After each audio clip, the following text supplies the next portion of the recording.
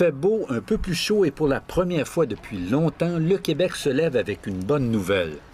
L'épidémie de coronavirus aurait atteint un plateau. Le feu de forêt, il est en train de s'éteindre dans la communauté. Et c'est pour ça qu'on va être en mesure éventuellement de réouvrir progressivement. Bien sûr, il y a les CHSLD et le nombre de décès est toujours en hausse. Mais les efforts des Québécois commencent à payer. Ce que ça veut dire, c'est qu'on a l'air d'avoir contrôlé la transmission communautaire de cas. Le Québec n'est pas seul. Italie, Espagne, France, États-Unis, depuis une semaine, la plupart des pays riches de la planète sont au même point. C'est encourageant, mais il faut ensuite passer à l'étape suivante, la baisse du nombre de cas. Évidemment, ça veut quand même dire qu'il va y avoir des nouveaux cas qui vont se présenter à tous les jours. C'est juste que le nombre de nouveaux cas va être de moins en moins grand, jusqu'à temps qu'on espère éventuellement atteindre un creux à zéro.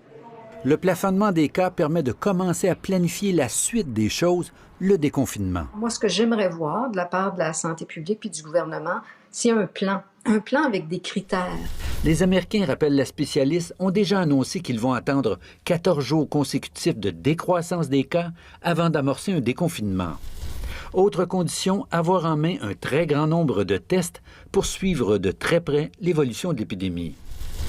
Au Québec, on attend toujours les grandes lignes du plan gouvernemental. Ce serait utile pour la population de le présenter d'une façon structurée. Comme ça aiderait beaucoup aux gens à se faire une idée un peu des délais qu'on peut envisager, puis ça rassurerait beaucoup la population.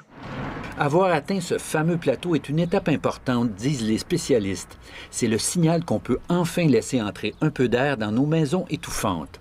Il faut réaliser que si on ne déconfine pas et si on ne laisse pas la maladie se transmettre un peu, ce qu'on fait, c'est qu'on aplatit la courbe tellement qu'elle s'étire sur plusieurs mois, voire années.